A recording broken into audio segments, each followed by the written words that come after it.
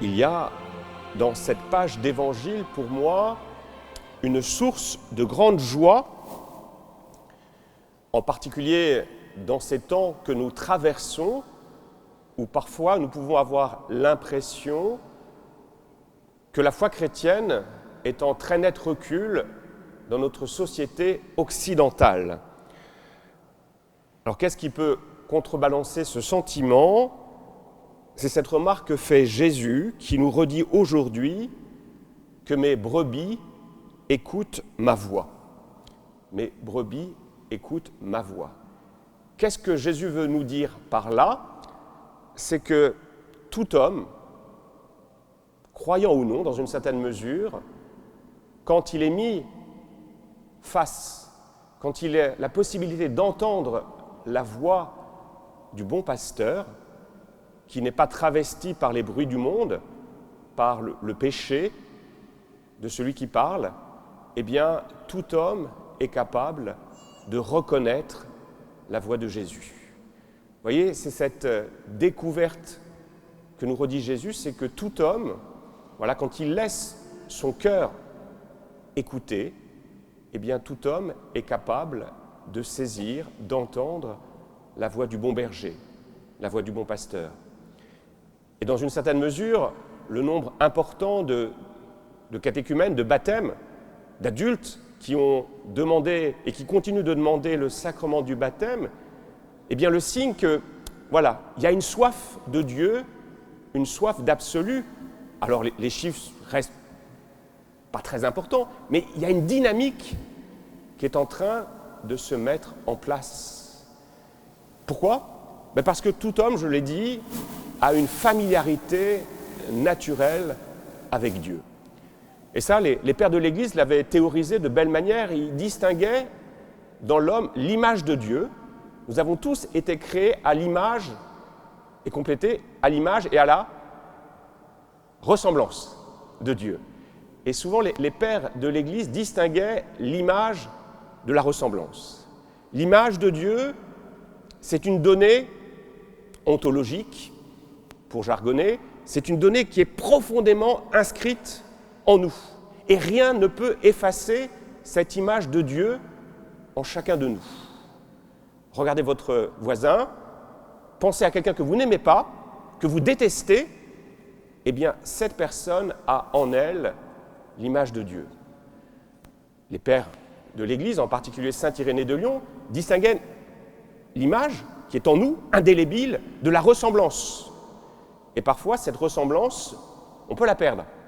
Mais même quand on a perdu cette ressemblance, reste fondamentalement dans notre cœur cette image de Dieu, cette présence de Dieu en nous, ce souffle de Dieu en nous. Ce qui fait que, voilà, quand quelqu'un parle de manière juste, eh bien, chaque homme, je crois, est capable de reconnaître la voix du bon pasteur, la voix du bon berger.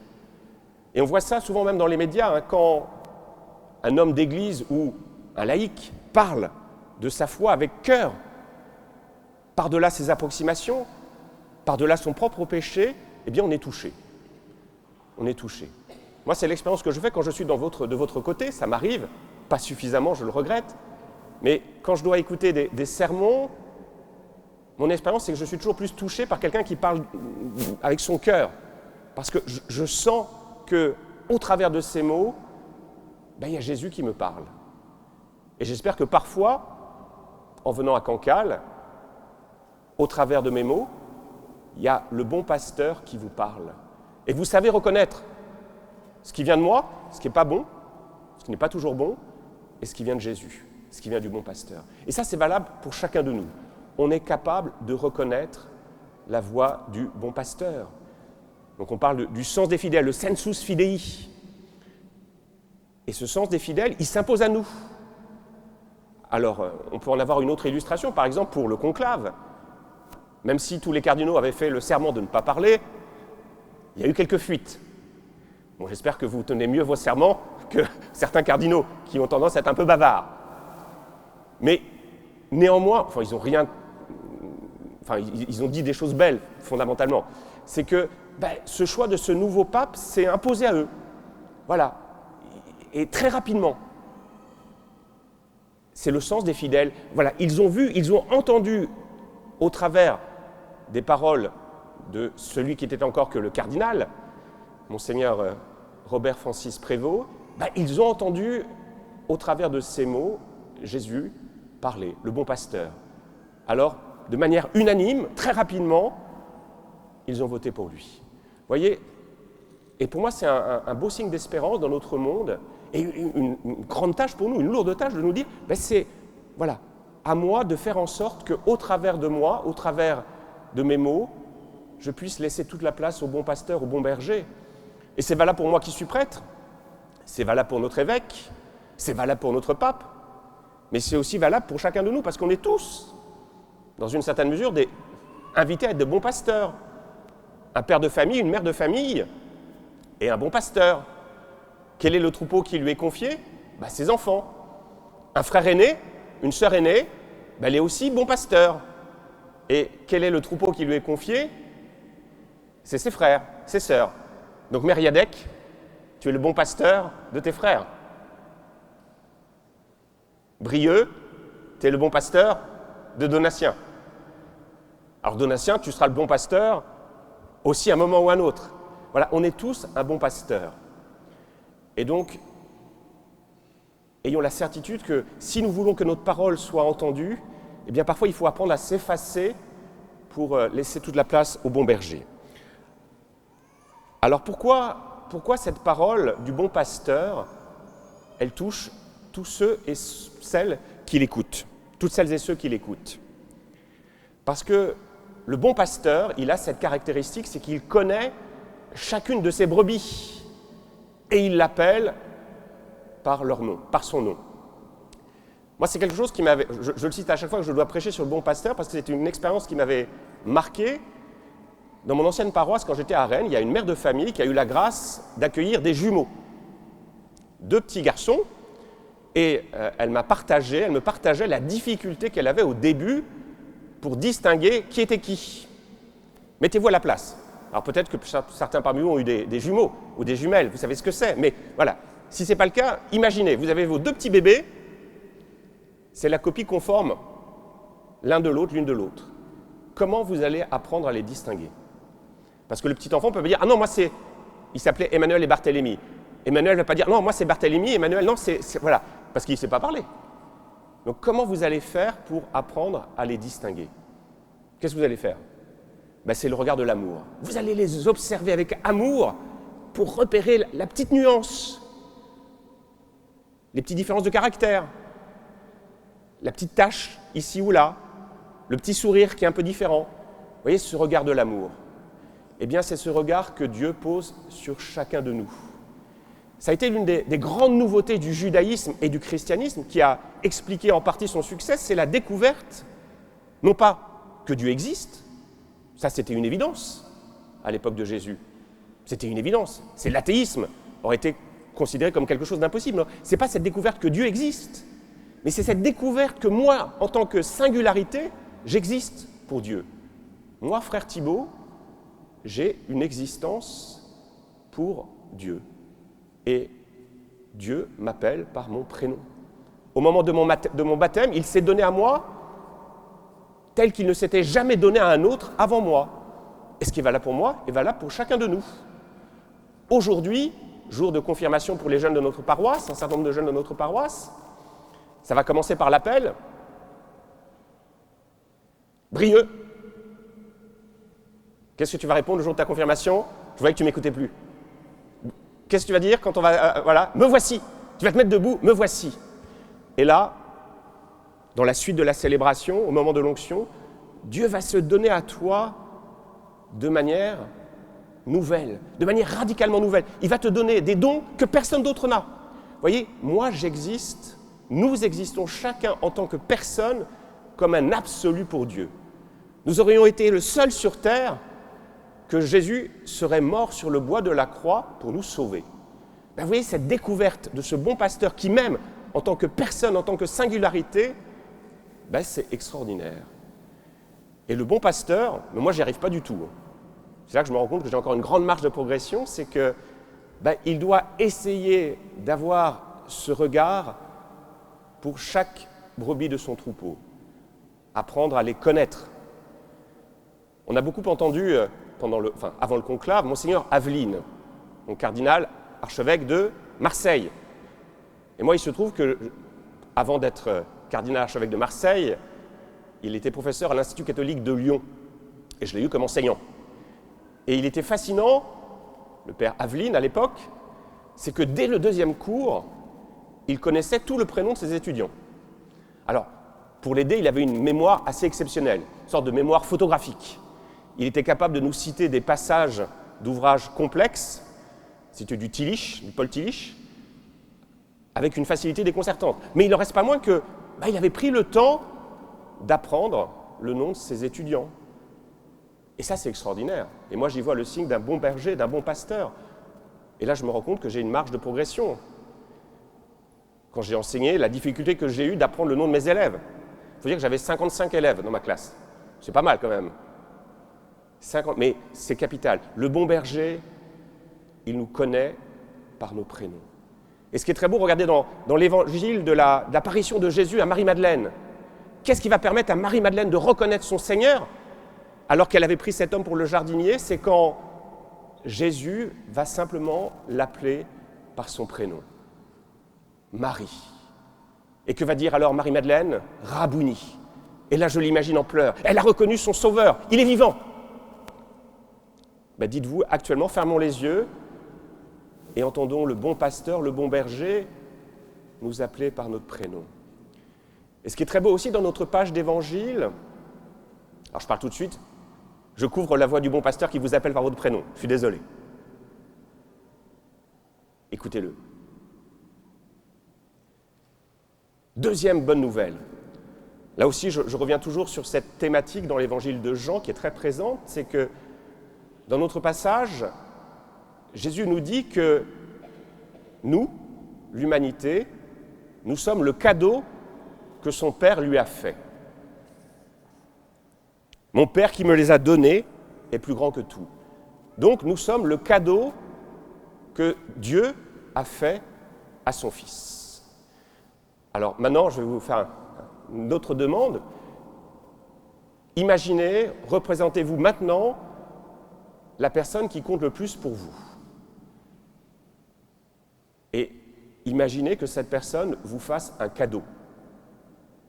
C'est vraiment la personne qui compte le plus pour vous, qui a le plus de valeur, et cette personne vous fait un cadeau d'une grande valeur, quelque chose d'importance. Comment allez-vous considérer ce cadeau qui vous a été fait? Vous alliez attacher une très grande importance à ce cadeau qui sera central dans votre vie.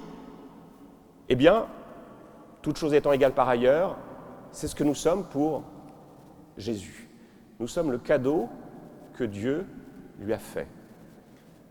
Apprendre à considérer les brebis qui nous sont confiées comme des cadeaux. C'est une vraie conversion. Hein. Parce que parfois, là encore, souvenir d'enseignants, dans la salle des profs, on disait « Oh, tel élève, c'est pas un cadeau ».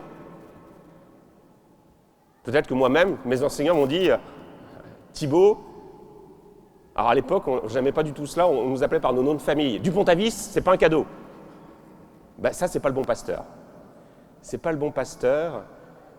Voilà, apprendre à considérer l'autre comme un cadeau qui nous est fait, un cadeau précieux. Et parce que nous sommes un cadeau infiniment précieux aux yeux de Dieu et aux yeux de Jésus, eh bien Jésus va tout faire pour nous. Et il ne va pas nous abandonner. Le propre du bon pasteur, du bon berger, c'est qu'il vit la vie de son troupeau. Quand ses brebis ont froid, eh bien le bon berger qui vit au milieu de ses brebis a froid. Quand le troupeau est attaqué par les loups, que fait le bon berger?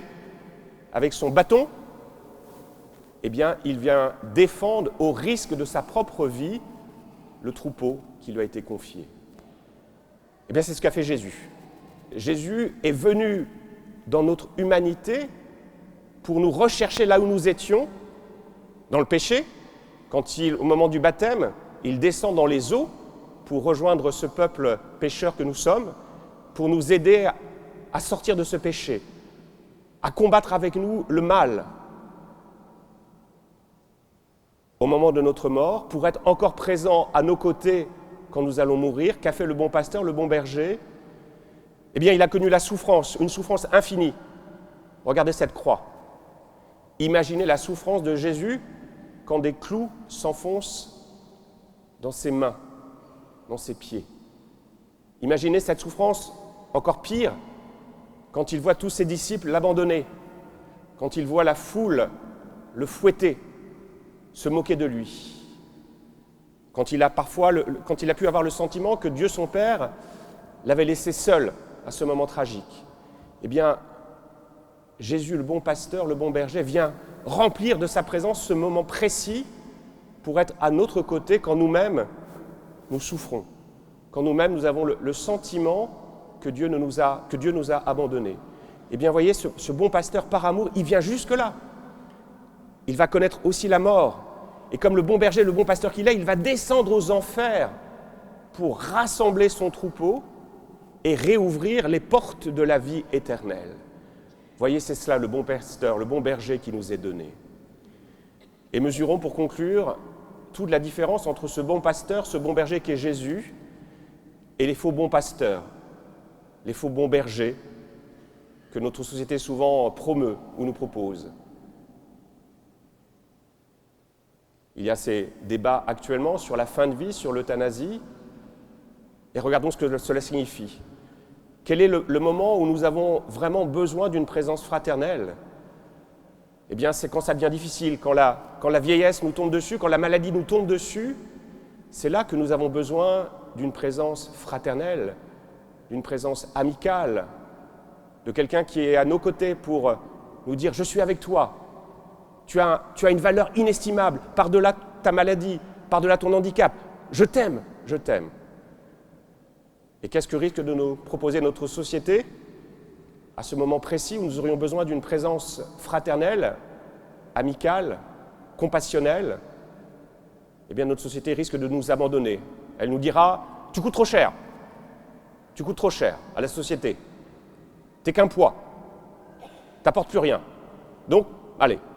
On va se débarrasser de toi. » Et puis on va demander au médecin de poser le geste létal, parce que nous, on ne veut pas le faire. Nous, on va avoir les mains propres. Vous voyez, ce bon pasteur, ce bon berger de notre société, ces faux bons pasteurs, faux bons bergers, qui, quand on a vraiment besoin d'une présence fraternelle, eh bien, n'est pas là, n'est plus là. Et ça, je suis certain que le peuple des croyants et des non-croyants sauront, le moment venu, reconnaître la voix du bon berger, la voix du bon pasteur. Et pour cela, il faut toujours avoir à l'esprit que le bon pasteur, le bon berger, c'est Jésus, mais Jésus a fait le choix de passer par nous. Il veut que nos mains deviennent ses mains. Il veut que nos jambes deviennent ses jambes pour rejoindre celles et ceux qui souffrent. Alors quand nous faisons cela, ce n'est pas nous qui allons apporter le réconfort. C'est Jésus qui, au travers de nous, va pouvoir agir. Mais pour cela, il a besoin de quoi? Il a besoin que, comme vont le faire aujourd'hui tous les confirmants qui vont recevoir ce sacrement, quand ils vont être appelés, ils vont se mettre debout et qu'est-ce qu'ils vont dire? À vous? Me voici, me voici. Amen.